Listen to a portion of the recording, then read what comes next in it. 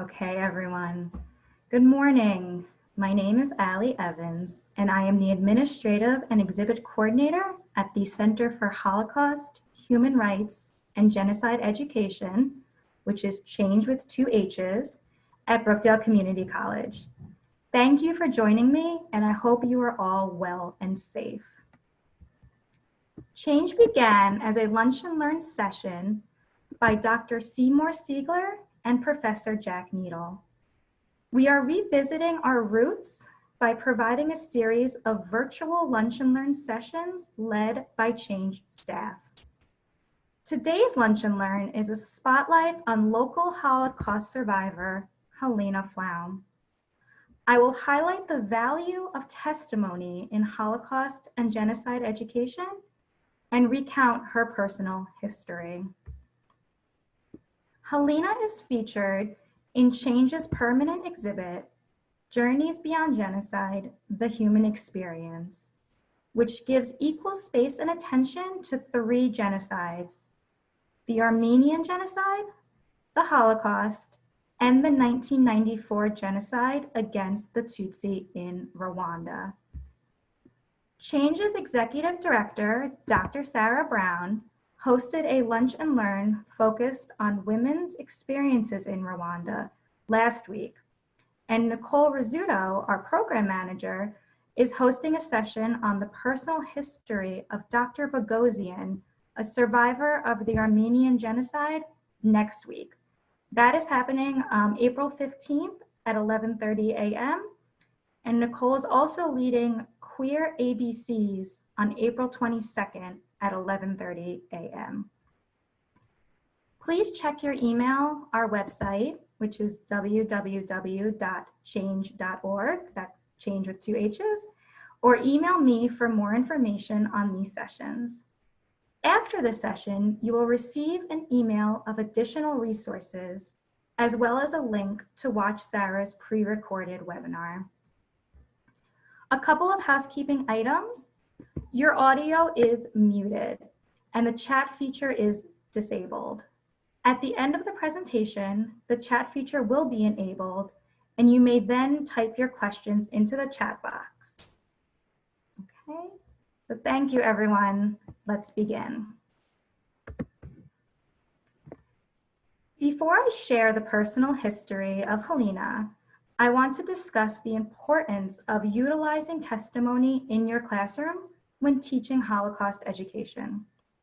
A common thread among Holocaust educators is, how do we teach this history? What sources should we use?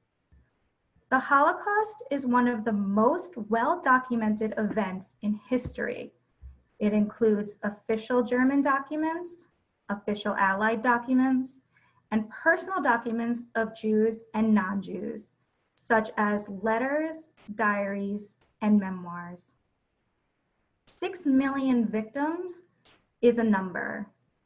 The testimony of the survivors is a personal, engaging way to touch history. This allows the educator to develop an emotional connection to the victim or survivor. The events of the Holocaust are often too horrific to bear, and testimony makes the inconceivable more tangible for students and the community. It also allows students to become keepers of the survivor testimony and internalize and practice the message of our survivors. Many of Chhange's local survivors have remarked that if they are speaking at a school or to a group and they're able to reach just one student or audience member, they feel success.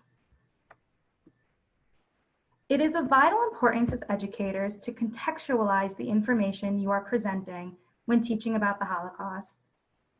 When choosing testimonies to teach, educators must present the local context at the time.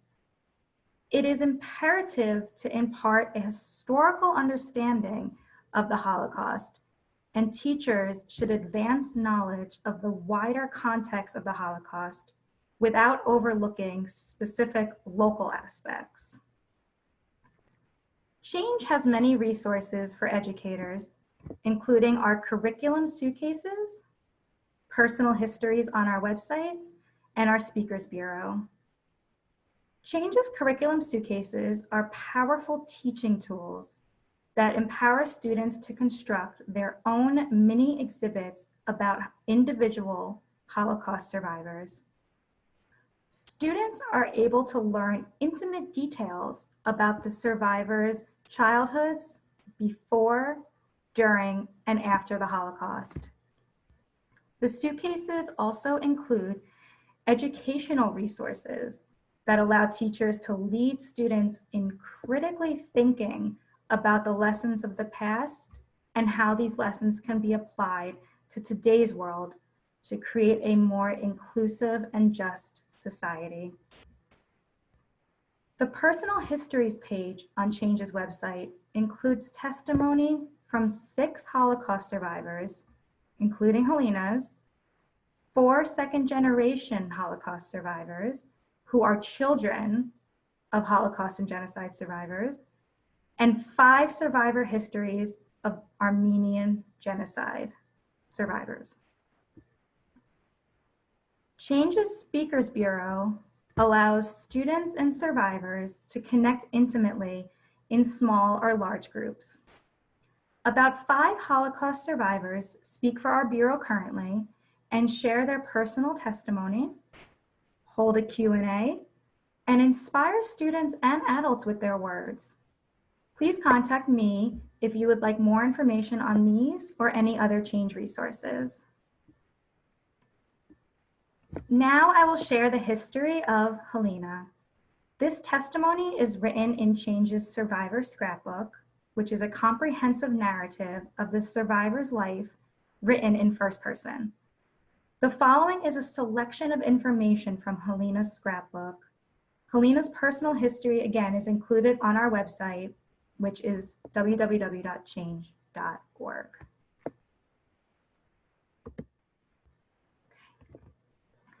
Helena was born in 1927 to a loving, charitable, and observant Jewish family in Rawa, Poland. This town is now known as Rawa with a V, Ruska, and is part of the Ukraine. Helena was the eldest of 5 children and had 4 younger brothers. Her mother took care of the family, and her father was the manager of a large estate. Helena adored her father, who was stern but kind. He loved his 5 children deeply and worked hard to give Helena and her 4 younger brothers, Israel, Henry, Joseph, and Ben Zion, a good home. He insisted Helena learn German, a decision that contributed to her survival. Helena was especially close to her maternal grandparents and spent each Friday evening, the Sabbath, at their home. She remembers when the Gabbai, a religious man who assists the congregation and rabbi with religious tasks, would come around ringing a bell to let them know how long it was until the Sabbath arrived. They had no clocks in their home, so they had to wait for the bell to tell them the time.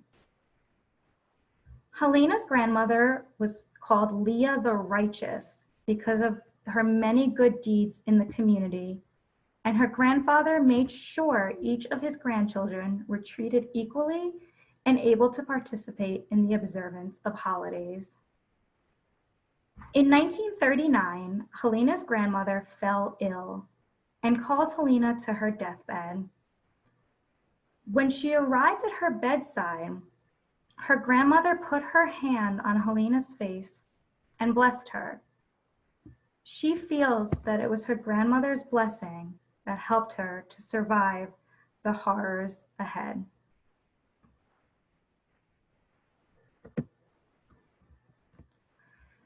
Still in 1939, when the Germans and the Russians invaded Poland, Helena and her family and the rest of their town were under Russian occupation, per the non-aggression pact they had signed. The non-aggression pact was intended to ensure that the Soviet Union would not interfere with the German invasion of Poland. And in return, Germany would cede the eastern portion of Poland, in addition to other territories, to the Soviets. During this Russian occupation of Ravruska, Helena felt Jewish children lived well, gaining rights not allowed under Polish rule. However, this period was short-lived. Germany broke the Non-Aggression Pact almost 2 years later, on June 22nd, 1941, when they invaded the Russian-occupied parts of Poland. As the Germans invaded, Polish Jews living in Ravruska faced threats on two fronts: German anti-Semitism from the west and Ukrainian nationalism from the east. Now under German control, life changed drastically. Within 48 hours, Catholic citizens began to attack and rob their Jewish neighbors, and Jews were now required to wear armbands, receive rationed food, and report for manual labor. When Helena was 14, her mother was called upon for manual labor.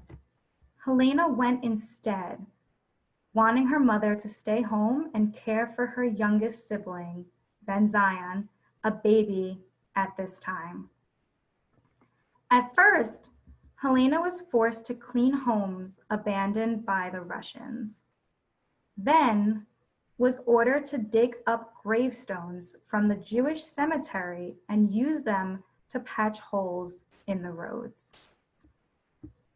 Over the next year, restrictions on Jewish life increased.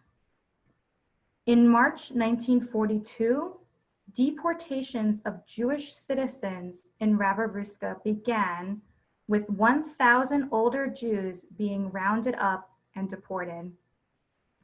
In September of 1942, Helena and her family were forced to move into the newly constructed ghetto, which is an isolated forced living space, which was open at this time to come and go within allowed hours.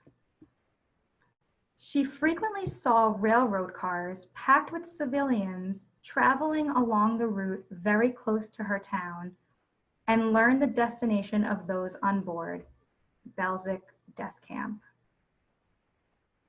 For those who might be unfamiliar, I'm going to provide an overview of Belzec Death Camp with information from the United States Holocaust Memorial Museum, or USHMM, in Washington, D.C. Belzec is a small town that was located in southeastern Poland. Belzec began operations on March 17, 1942. Belzec Death Camp was the second German killing center and the first of the Operation Reinhardt killing centers to begin operation. As Helena noted, Jewish people traveled to Belzec Death Camp by train. The killing center was located only 1,620 feet from the Belzec railway station, with a small sliding ramp connecting the camp and the station. Murder was completed by gassing, which began mid-March 1942.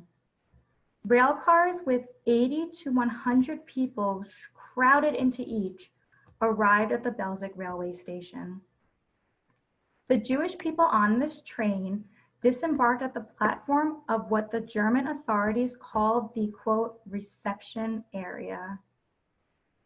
The camp administrators often relied on euphemisms like reception area to disguise the horrific mass murder taking place at the camp.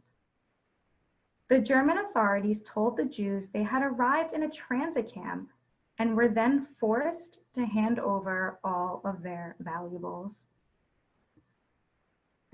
Then, Jews were ordered to undress and run through the tube, which led into gas chambers labeled as showers in a deceptive code. Once the doors were sealed, guards started an engine outside the gas chamber. This process was repeated until all prisoners were murdered. Some prisoners were selected for labor and gained a temporary but not guaranteed reprieve.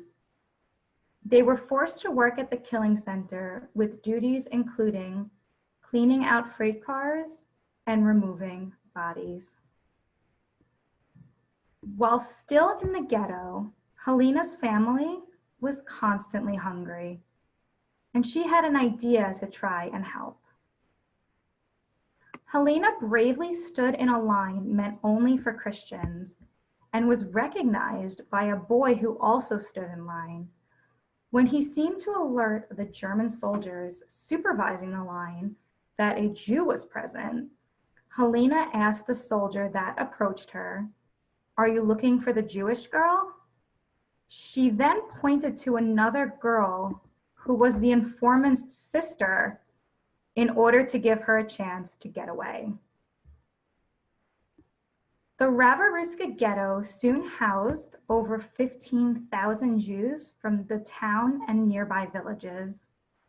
The first action, which is an operation involving the mass assembly, deportation, and murder of Jews by the Germans, occurred in the summer of 1942, liquidating half the ghetto and transporting those Jews to Belzec Death Camp.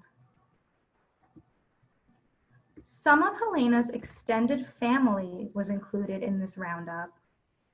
Shortly after, an ethnic German friend of Helena's father came with vital information. Those who were rounded up were killed in Belzec Death Camp, and it would not be long before the Germans sent the rest of the ghetto inhabitants to the same place. He offered Helena's father a way to save her life. He told her father he can get her a birth certificate, register her as a Christian girl, and send her to Germany using the false identification of the man's niece who had passed away at age 14. After careful deliberation and ultimately leaving the decision in Helena's hands, she decided to travel to Germany at 15 years old. This is a side historical note.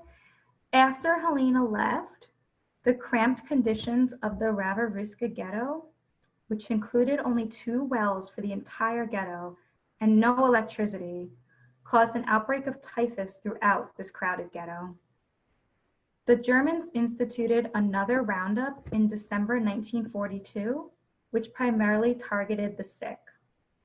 Although families tried to hide their sick loved ones in bunkers and under floorboards, over 6,000 people were rounded up and transported to Belzec Death Camp.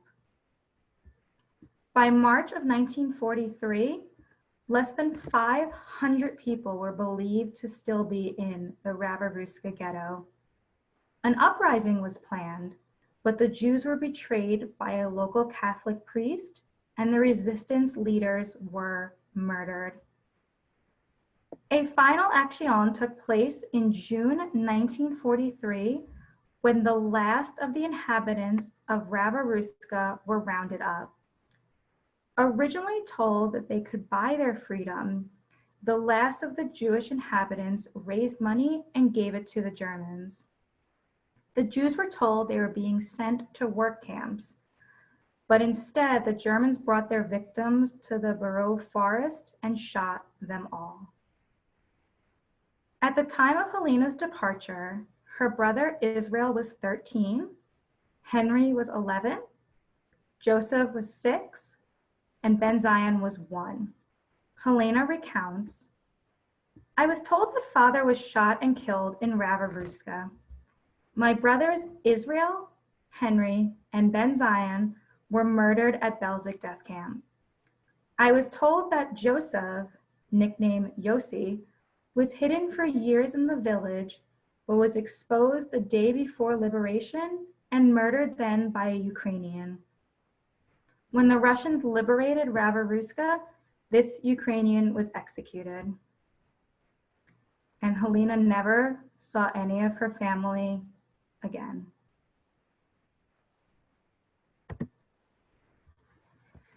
Helena had boarded a train and departed to Great Germany, where she became Katrina Hansen, a Christian laborer in a factory. Daily life as a machines operator at the factory was difficult.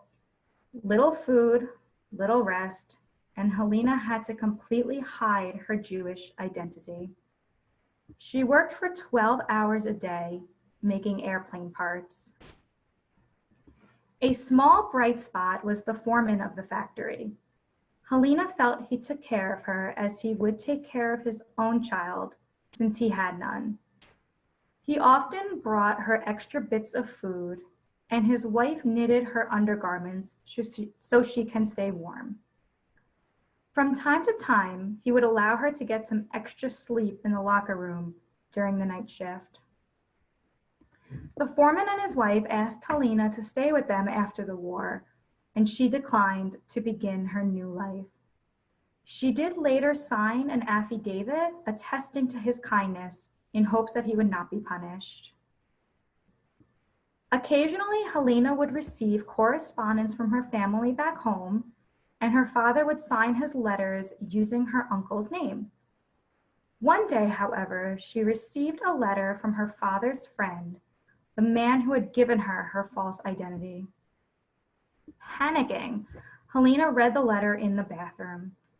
It stated simply that there had been a very bad harvest and everything was destroyed.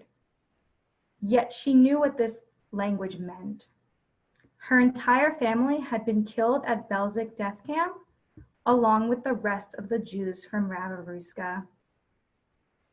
She could not allow others to see the pain she felt, so she sat in the bathroom for a couple of minutes and tried to regain composure so she could return to work. Helena also had to destroy the letter, as the coded message could alert someone to her true identity. Sometimes the Gestapo searched the factory where Helena worked. Having any contraband items in your locker was very dangerous and considered treason. Upon one visit, Helena knew she had illegal soap in her locker. She began to cry.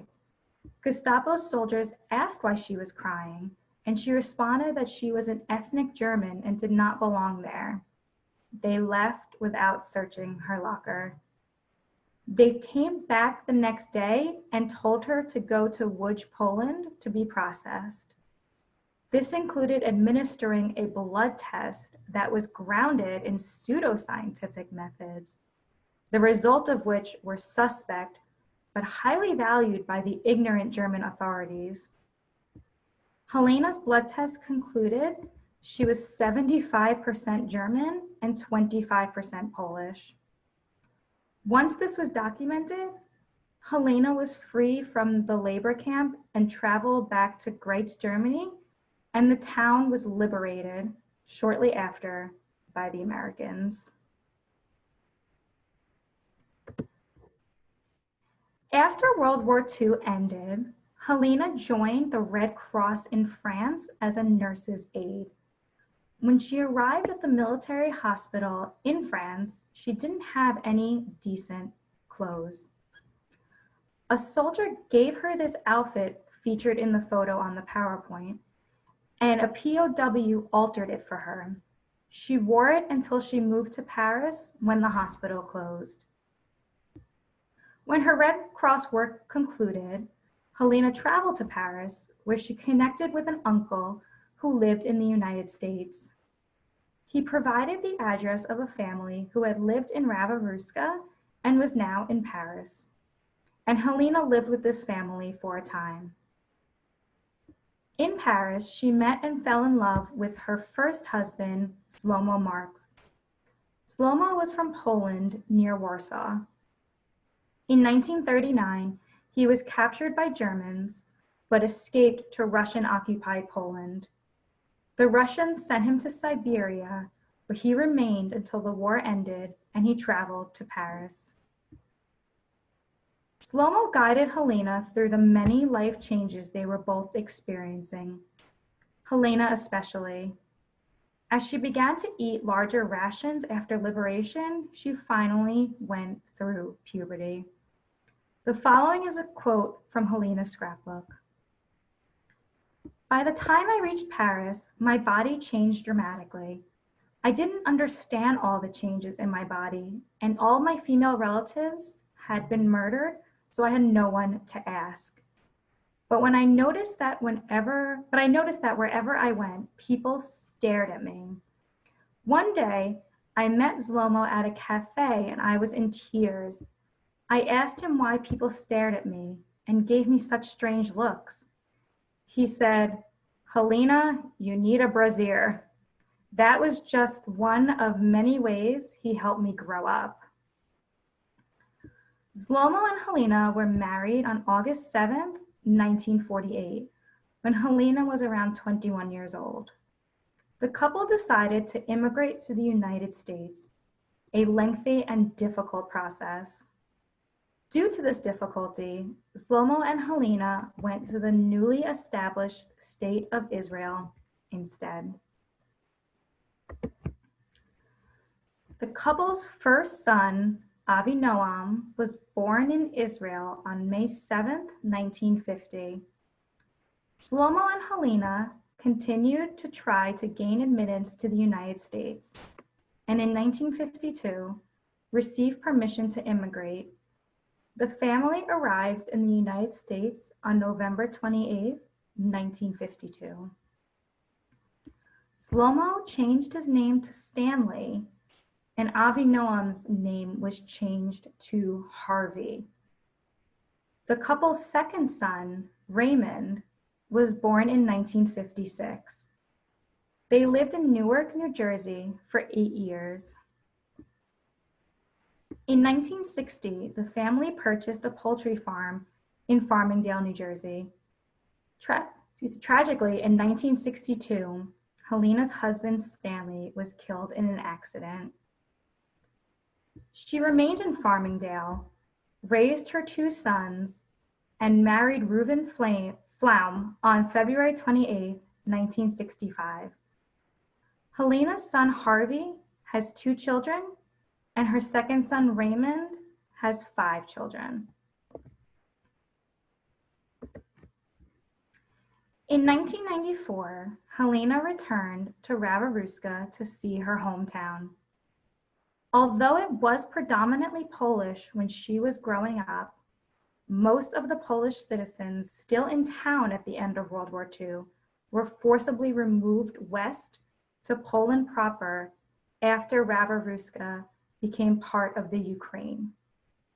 Despite this forced resettlement, Rawaruska now has a large Polish community, although few Jews live in the area. Nearby Lviv, which had 44 active synagogues before World War II, now has only 2 synagogues to serve its small Jewish population.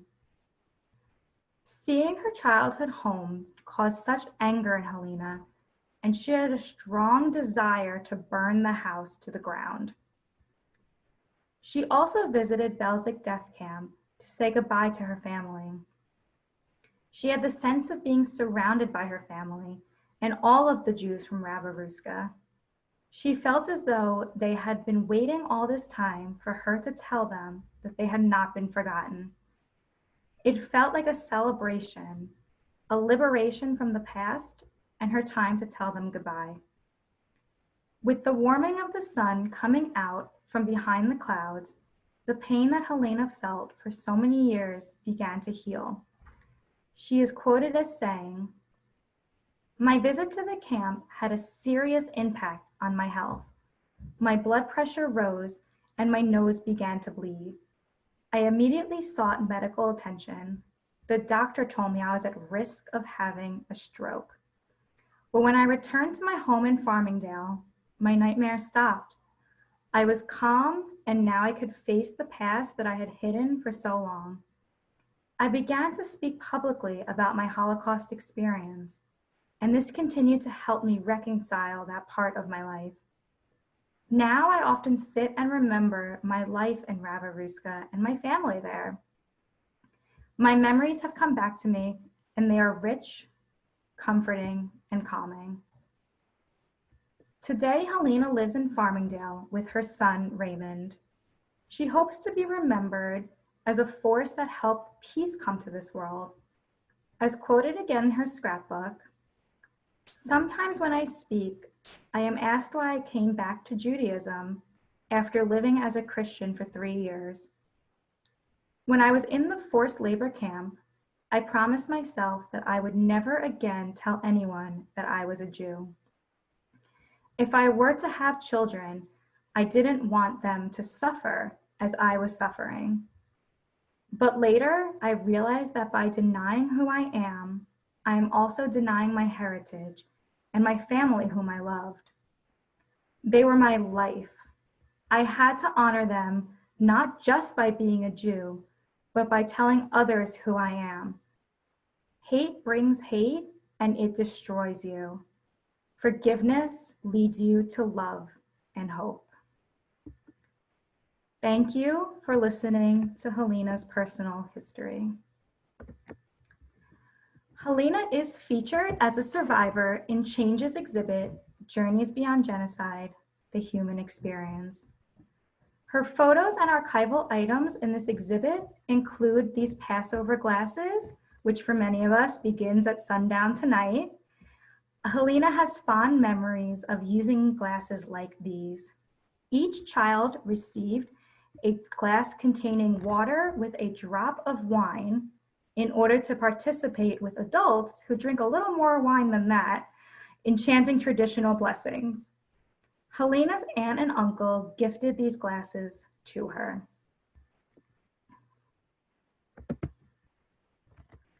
Standing with her friend Yanka, Helena, who is on the right, wears the crucifix her parents gave her in support of her new identity as a Christian.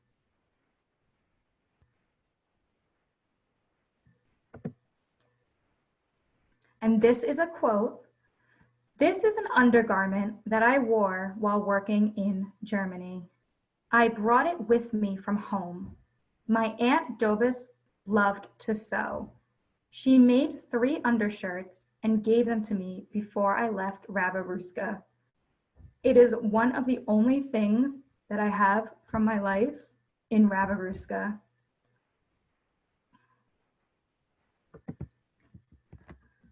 Helena wore these earrings while hiding in plain sight as a Polish Christian in a labor camp for Polish workers in Germany. We have this photo as well as the earrings featured in the exhibit.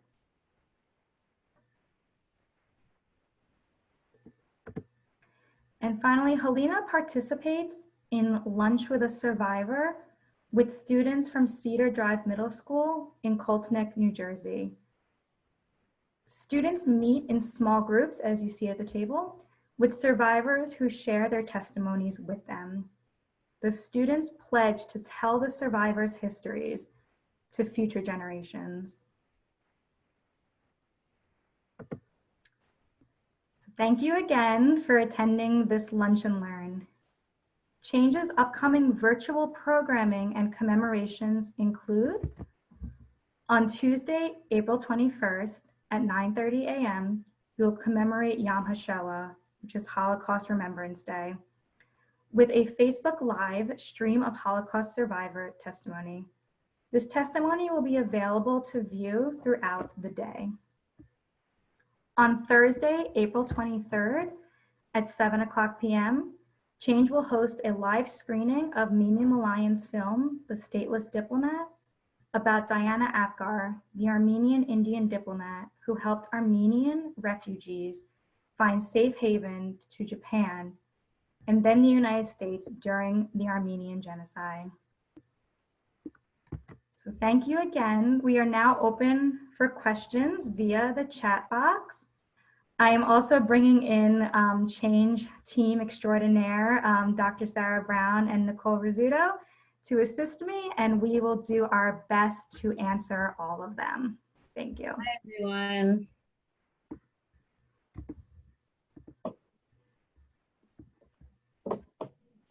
So let's see if we can pull up some of the chats.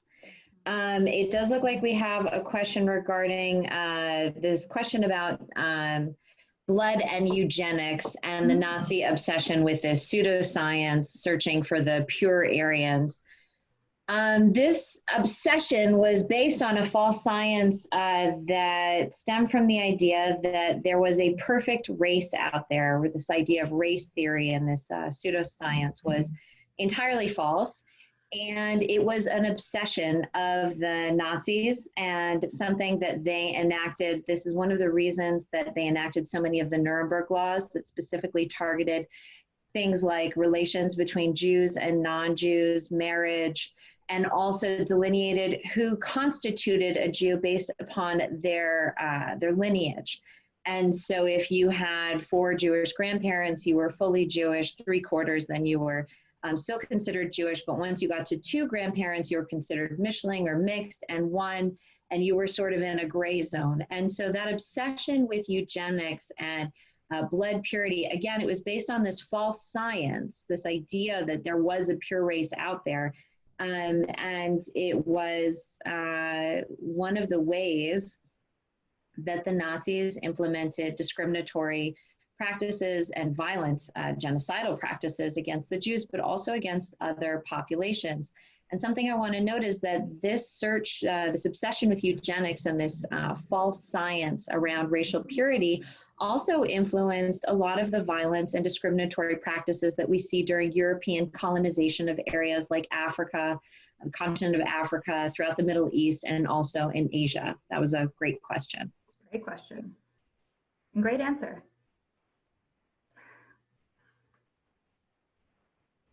If you have any questions, go ahead and add them to the chat. I know that Allie was incredibly thorough with her talk, and so she may have answered all questions that you might have about Helena. I have one for you, Allie. Yeah. If I wanted to learn more about Helena's thoughts and thinking and experiences, who out there has a copy of her testimony? Great question.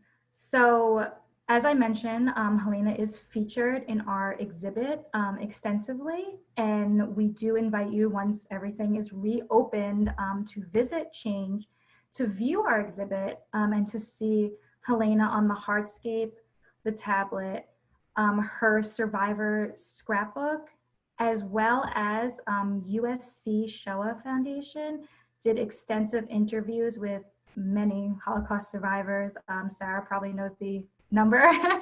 And we do have a copy of Helena's Showa tape at Chhange offices, which we do allow you to come to and view with us, and that gives you another great insight into what she was thinking and feeling and how she recounts her testimony. I see a question here. Is Helena still alive? She is.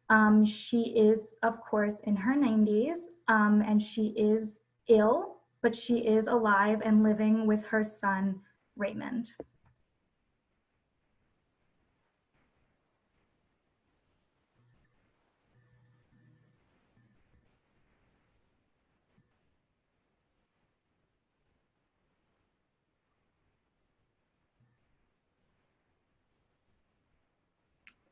Any other questions from the audience? I'm just processing that story. And I can take executive privilege and ask. Sure. Allie. I know that you give a lot of tours in the exhibit, and you have featured many times some of the archival pieces that we have from Helena. I'm curious, is there one in particular that seems to stand out for you as particularly impactful when visitors interact with it? That is a great question. And I don't have a photo of the earrings that you saw in the photo, but they are featured in our archival cases. And that's incredibly powerful because for a few reasons. First, it shows that Helena seemingly still wanted to dress up and look good during her time in a forced labor camp. I feel like that would be the last thing that I'd be thinking about, but she wanted to show that she had these earrings and feel still that she had not lost her humanity, which she had not. It is also a very relatable item, especially for females, but for anyone who, when you get ready in the morning, maybe you eat some breakfast, brush your teeth, put on a bracelet or earrings or ring before you leave the house. And that was kind of the same thing for her. So like the very normalness of just getting dressed in the morning and putting on your earrings tends to impact visitors in the way that this could have been me or people before, during, and after their victims. I see we have another question. Did Helena give her testimony to USC Showa Foundation? She did, and it is part of their visual history archive. We also have a DVD version of Helena's testimony on hand at the Center for Holocaust, Human Rights, and Genocide Education. And so hopefully at the end of this period of social distancing, we will open up our doors and we will happily host anyone who's interested in coming in and interacting with Helena's testimony and hearing from her firsthand. For sure. And I got another question as well, to please repeat when our upcoming commemorations are, which will also be included in the follow-up email. But please mark down Tuesday, April 21st at 9:30 a.m., which is the commemoration for Yom HaShoah, Holocaust Remembrance Day. And Thursday of that week, April 23rd at 7:00 p.m., that is when we are commemorating the Armenian genocide with the screening of The Stateless Diplomat. So thank you for that question. So we have another question, Allie, as the exhibit coordinator. I'm going to field this one over to you. When is our exhibit, Journeys Beyond Genocide, the Human Experience, open, and is there an entrance fee? Great questions. So currently the exhibit is open when Chhange is open, which is Monday through Thursday. We'll say 8:30 a.m. to 6 p.m. You can make an appointment with me anytime in those hours. There are also other days, such as Sundays, available by request. So we'll work with you to find the best time for you and your group to come. There is an entrance fee.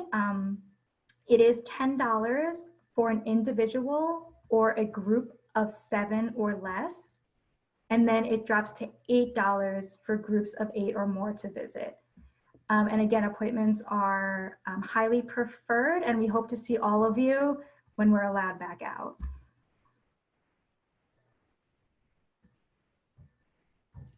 And while Allie is correct, if the exhibit is technically open while we are open, we do encourage the best hours we have found, especially for educators and students, is coming Monday through Wednesday, 10 to 4, and then on Thursdays, 10 to 6.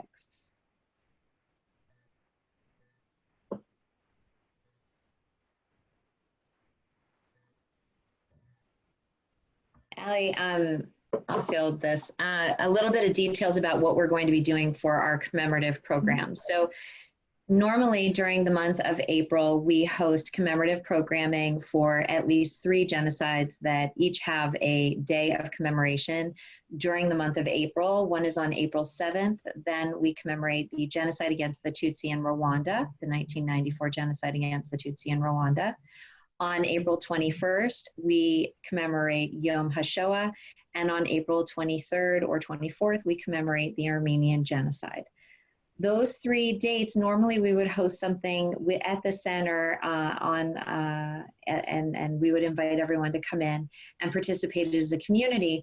But given the circumstances that we're currently in and the necessity of social distancing, we decided that we would transition all of our programming to virtual programs. And so, for example, yesterday, we hosted a virtual commemorative program for the 1994 genocide against the Tutsi, and we hosted a survivor who shared his testimony. That is available on our Facebook page for anyone who did not get a chance to see it. The program is under an hour, or Really about an hour long. And I can actually say that by now it's been viewed over 2,000 times by different members of our community and our community at large, so that extends beyond our geographic footprint. For Yom HaShoah, we're planning on featuring a similar program, about an hour in length, that we will air on Facebook Live, but we will also offer links to for anyone who's unable to join us at 9:30 in the morning that day. And that day we are going to be featuring testimony, abbreviated testimony from 3 Holocaust survivors.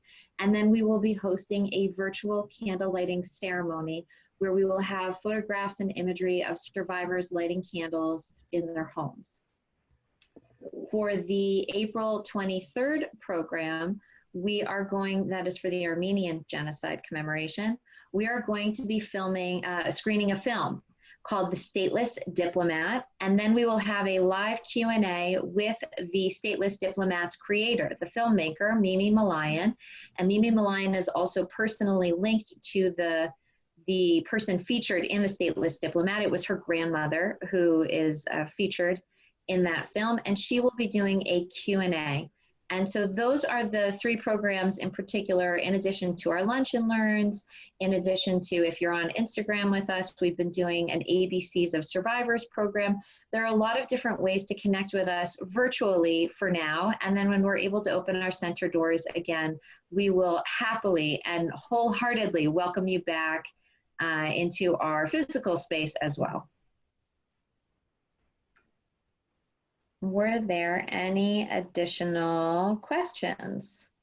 And if anyone has any questions that they think of later, feel free to email. We're happy to answer. Allie, that looks like that's that. Thank you. There will be a copy of this, a recorded version of this talk that will be made available and that we will be sharing out. We'll put that on YouTube for those who want to share it with other individuals, for those who registered but weren't able to make it. That will be available. And Allie, you did a phenomenal job. Thank you. Thank you, everyone. Everyone take care and be well. Thank you for joining us today.